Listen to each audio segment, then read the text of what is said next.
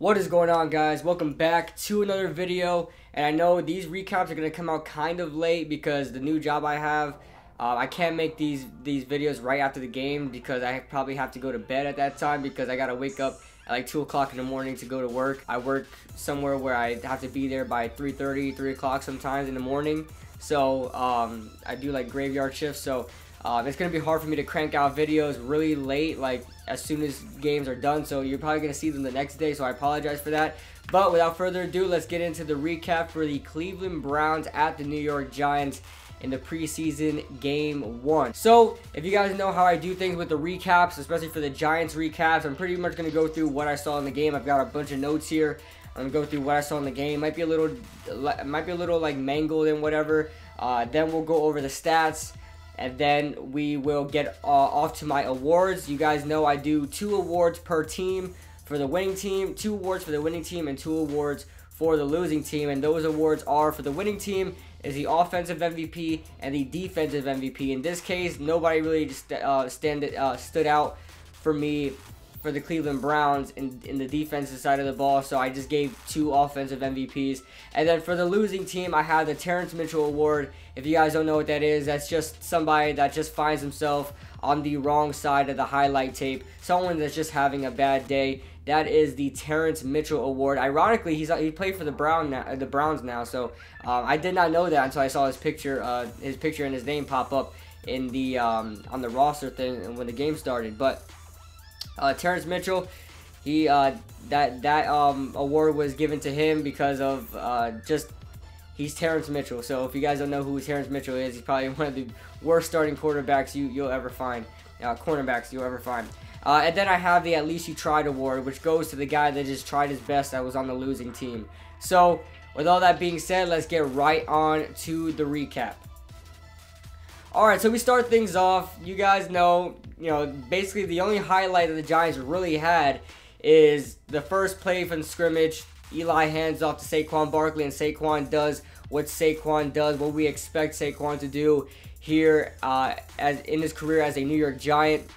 Breaks off for a 39-yard run, and this worries me just a little bit. I like the run. He bounced to the outside. That's the problem, though. His vision, his patience, and his ability to jump cut so quickly reminded me of Le'Veon Bell. And not just because they both wear 26, is that if you look at that first run, it really looked like Le'Veon Bell. I mean, the swiftness that Saquon has is just unmatched. And only a few people possess that kind of ability like that, like a Le'Veon Bell. One thing I saw from Sacrum Barkley, I mean, the dude kept bouncing it to the outside. After this 39-yard run, I think he had like 10 more yards after that. I mean, granted, he only ran the ball like 4 times or something like that. He only ran the ball 4 times for 43 yards. That's 10.8 yards. That's a 10.8 yard average. That's good and all, but his first run was a 39-yard run. I mean, come on. That's just an outlier right there. That's just padding the stats a little bit. Other than that, he had 3 carries for 4 yards.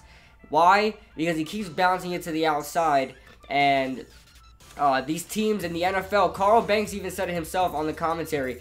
In college, they don't teach it as much to secure those outsides. The NFL is a totally different game. You will not succeed in the NFL if you're not a running back that runs in between the tackles at least sometimes. Sacrum Barkley, even on plays where it looked like he was supposed to go to the inside, he still bounced it to the outside, and Cleveland was all over that. He has to adjust to that. That is a big problem. That's the biggest problem that scouts had with him coming into the NFL. A lot of NFL running backs do not last because of that problem. So Sacrum Barkley needs to fix that. That is a big problem because he could have all the talent in the world. It matters about where he's going with the ball, and how many defenders are going to be there, are going to meet him up on the outside. He needs to learn how to run in between the tackles, or he's not going to find himself in the NFL for very long. On top of that, he can get hurt pretty bad. You don't have your offensive line out there guarding for you, on the outside. You're pretty much 1 against 3 or 4 usually if people catch on to where you're at. Then we move on. The Giants wind up taking a field goal on their first drive, which is not bad. I had no complaints about our first drive. I wish Our passing offense was a little bit more sharp, especially with the first team, being that they've been together. It's the same guys. I mean, the new offensive line, but it's the same guys on that wide receiving core. Cody Latimer's new and all that, but still, I mean, come on.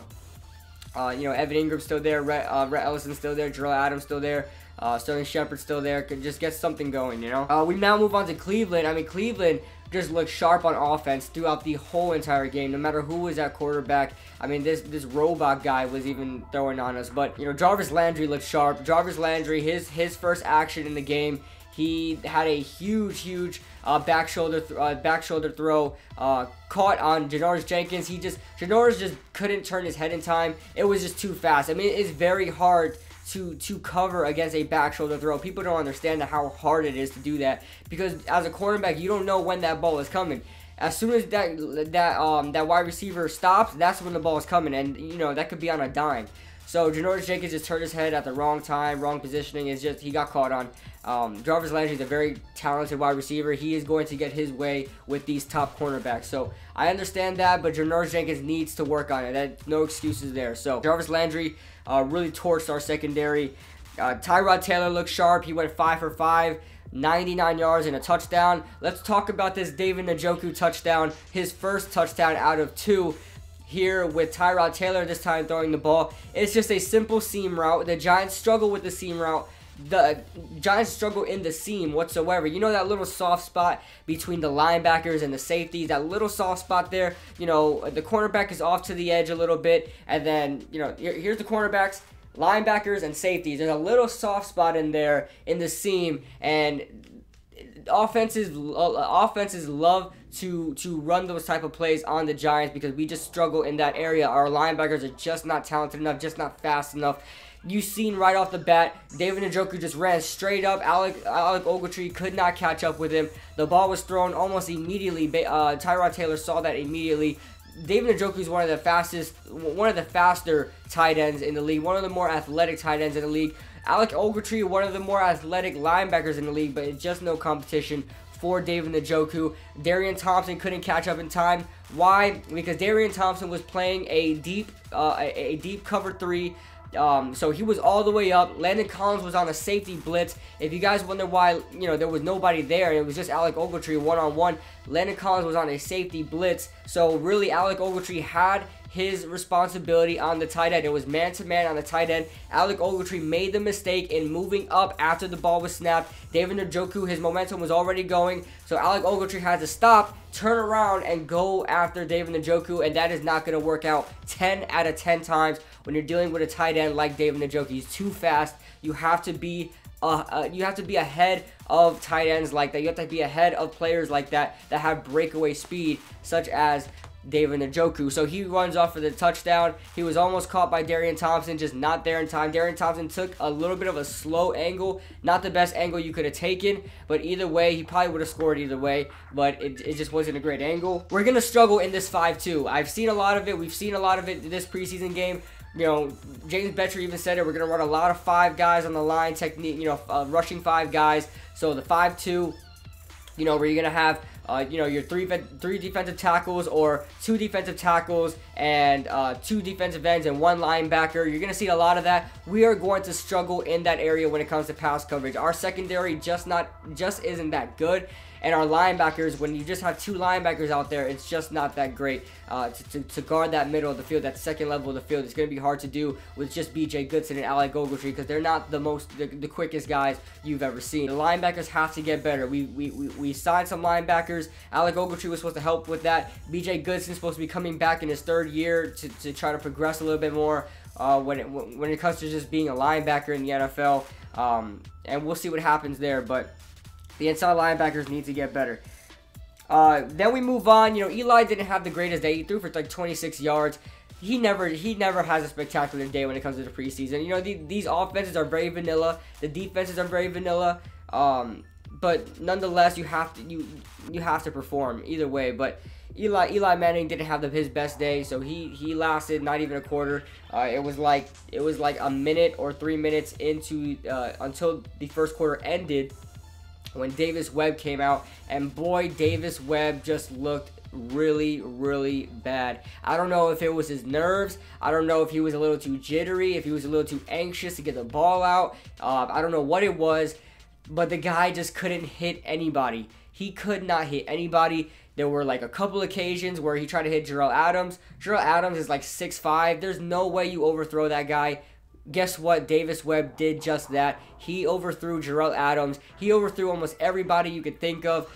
There was one play in particular where he overthrew it just a tad bit. That was when Khalif Raymond was running down the field. Khalif Raymond is not the most experienced wide receiver. He's just a guy, kick returner, punt returner kind of type guy. So think of him like a Preston Parker, if you guys know who Preston Parker is. The guy just isn't good at being a wide receiver. He's just more of a special teams guy. And he was running deep down the field. Nobody was near him. He could have caught that ball. Davis Webb threw a decent pass down the field. It was a little overthrown, granted, but you have to reach for that Khalif Raymond, and he did not do that. It looked like he was scared of the ball. He looked like he was scared of the ball and scared to get hit at the same time, even though nobody was in a good 5 yards of him. But Davis Webb just kept overthrowing guys, kept overthrowing guys, kept overthrowing. He overthrew a check down to Wayne Gallman. He's lucky Wayne Gallman even caught that ball. Wayne Gallman had to jump the highest he's ever jumped in his entire life. It looked like he was doing a freaking the vertical jump at the combine. That's what it looked like. Wayne Gallman had to get all the way up for that ball, and he had to totally stop his momentum. And he still ran for, I believe he ran for a first down on that. He did. He jumped ahead for a first down. But still, I mean, how do you overthrow a check down? And you did it twice. And then Wayne Gallman had to bail you out both times. And then Davis Webb, towards the end of the quarter, towards the end of the half, he started to look good. He was starting to hit guys in the chest. He was starting to take what was there. He wasn't taking big shots down the field. He was taking those little drag routes. He was taking those little crossing routes, those little curls, little check downs. He was taking those. Eventually, we moved down the field, and the bad clock management. We use a timeout, which when we throw deep down the middle, not deep down the middle, like a little check down the middle. I believe it was to Jerrell Adams. Jerrell Adams or Wayne Gallman. It was somebody down the middle. Then we use our last timeout with 17 seconds left. I'm like, okay, this needs to be a throw out of bounds. This needs to be a catch and throw out of bounds. And I forgot who it was that caught that ball but couldn't get out of bounds. And so I'm like, okay, there's 9 seconds left. We're not getting it done. And guess what? We didn't. We got no points off of that. Bad clock management. I don't think a timeout should have been used there. I think we should have stopped the clock there. We had 17 seconds to get to clock that ball and not use a timeout. We could have just clocked it. We could have just clocked it. And I don't know if we were in field goal range at the time, but I would have probably just clocked it. And if we didn't have time, I would have kicked the field goal. I mean, it's just bad clock management. Bad clock management that needs to be fixed. Okay, so starting off at halftime, Cleveland gets the ball and they have to punt. And after the punt, Kerry Wynn was able to make a special teams play, and Kerry Wynn's actually having a really, really good offseason and a really good preseason so far. He forced himself a fumble. I forgot who it was that was handling the ball. I can't remember who was handling the ball. You guys let me know if you guys remember. Kerry Wynn forces a fumble, and Zach Diossi recovers, and the Giants instantly, now they have a possession early in the third quarter, and they capitalize on that turnover, and they get some points out of it. They score a touchdown, their only touchdown of the game at all. Jalen Simmons runs it in for a touchdown, and Jalen Simmons really looks good, guys. If we keep 4 running backs, he's going to be the guy. Robert Martin did okay today, but I think Jalen Simmons did really, really well for what we were asking him to do on that bad depth of an O-line. We have a bad O-line at the back end of the depth chart. It's bad. But Jalen Simmons really made do with what he has. He was very shifty for a power back, for a smaller power back. Very shifty, very fast, very explosive. I like the way he was running. He's very tough inside the tackles. Sacrum Barkley needs to learn from that, definitely. But great job by Jalen Simmons. We now move on. Baker Mayfield to oh my God. We'll talk about Tony Toe Tap, right? Antonio Callaway, Tony Toe Tap, the new Tony Toe Tap. Baker Mayfield in trouble. Like I said, we did a great job in forcing pressure today, forcing pressure last night. But the problem is we couldn't contain the QB after the pressure. And, you know, with these younger quarterbacks, these more mobile quarterbacks, they're going to run outside. And we just can't defend after the quarterback. I mean, that's been happening for years now. We just can't defend quarterbacks that could run outside the pocket. and we force a lot of pressure. It forces the quarterback out the pocket, and we can't do anything from there. They either throw it or they run it. In this case, Baker threw it. Great, phenomenal throw to Antonio Callaway, who was able to drag his feet down and catch the ball out of bounds for a huge gain. That was on Leonard Johnson, I believe. Great job there. We now move on to the only sack in the game. Robert Thomas was threw down Baker Mayfield. It was hilarious to see. Baker Mayfield looked like a rag doll on Robert Thomas. It was insane. The size comparison between Robert Thomas and Baker Mayfield. But Robert Thomas just was playing no game, just threw him down. And that was great to see, but I wanted to see more sacks from our D-line. Wanted to see more sacks from our linebackers, being that, you know, our front seven was hyped up this whole offseason how great we're going to be, and we only got one sack, and that was from a backup nose tackle. So that needs to change. And then Antonio Callaway, you know, he torched us as well. He breaks away for a huge touchdown, again on Leonard Johnson, the veteran. And he breaks away for a huge touchdown. Baker Mayfield with a great throw, tight in traffic. And Antonio Callaway was able to break away. Orion Stewart could not tackle him. He just was one-on-one, completely got his ankles broken, and nobody was able to catch up from there. And then we move on to Kyle Lauletta. He came in the game, and boy, did he look like the best quarterback on the field. Alex Tandy came in at the end of the game too, but he didn't do much. But Kyle Lauletta, guys, I mean, what a relief it was to see Kyle Lauletta throw beautiful balls. Guys, it was in the chest, tight spirals. They got there quickly. It was just no arch to it. The balls were just lasered to the guys. Granted, he didn't get much yards out of it. He was like 6 for 9, 48 yards. He didn't do much, but I mean, he was the best quarterback on the field. He needs to be the second string quarterback coming into this next game. We need to try that out, because I was saying Kyle Lauletta could be the guy to succeed Eli Manning. Like I said, I don't like Davis Webb that much. I said that even before this preseason game. He looks good in training camp. I wanted to see that on the field. Couldn't see that there. I have more faith in Lauletta when it comes to the deep throw, when it comes to anything, game management, whatever it is. When he's, you know, having trouble in the pocket, he just looks very poised in the pocket. He knows what he's doing. He has a very good sense of direction of where his receivers are when he's under fire, and he's able to get out of the pocket and throw a quick pass to whoever's open. It was just some great quarterback play that I saw from Lauletta. You know, the 6 for 9 for 48 yards doesn't show that very much, but boy, did he do a great job. And then at the end, we had Grant Haley. Had a great pass defense. I don't know who it was that he was defending, but was able to jump really high and knock the ball away from the wide receiver and play some good defense there. So I like what I saw from Grant Haley there. I don't know how many minutes we're running on this. Running on 18 minutes. Sorry about that, guys. I'm going to try to shorten it as much as I can, but I like to go in depth in my recaps.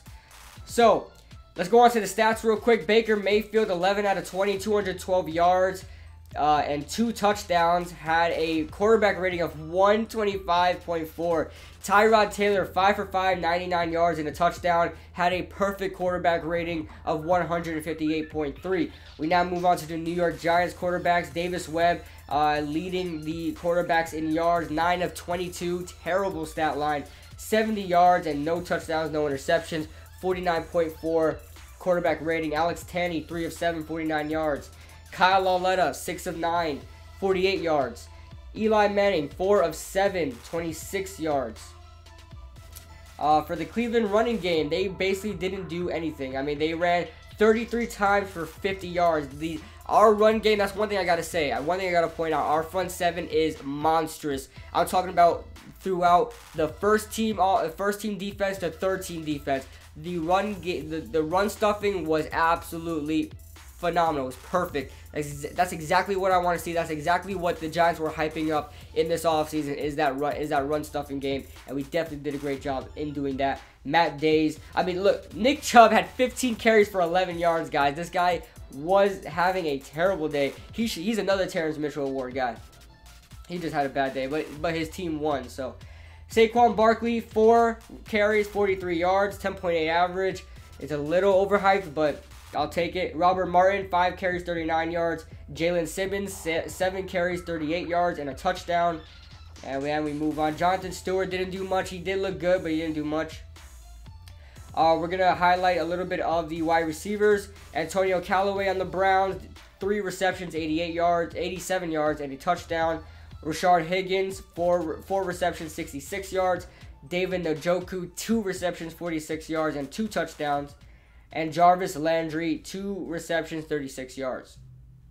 For the New York Giants, it was just all over the place. Nobody really shined in the receiving game at all. Marquise Bundy led us in yards, 2 receptions, 46 yards.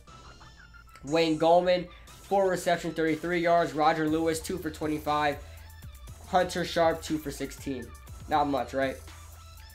As far as the defense goes, I'm not going to highlight anybody from the Cleveland Browns defense. They really didn't do much. I will recognize the guys that got sacks. That was Michael Kendricks, free agent from the Philadelphia Eagles, and Chris Smith. Only sacks I believe I see, yep. And then for the Giants, Andrew Adams leads us with 7 tackles, 6 of them solo. The D-line looked really good today. The secondary did struggle. The safeties did struggle. But as far as that goes, guys, let's get on to the awards and let's end this video. The offensive MVP, I have it going to Baker Mayfield.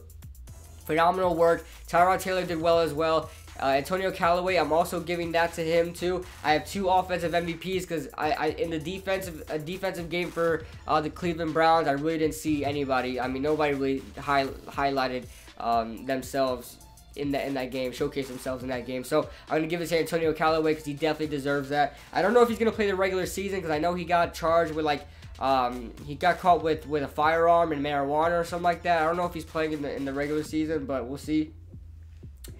And then the Terrance Mitchell Award, the guy that's just having a bad day, is going to go to Davis Webb. It's going to go to Davis Webb. And if you want to give it to Nick Chubb too, I guess you can. But the At Least You Tried Award is going to go to Jalen Simmons. I think he looked really good out there. His touchdown was great.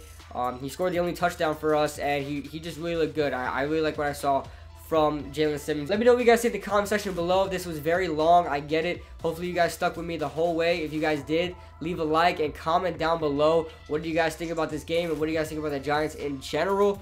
And with all that being said, I'll see you guys in the next video.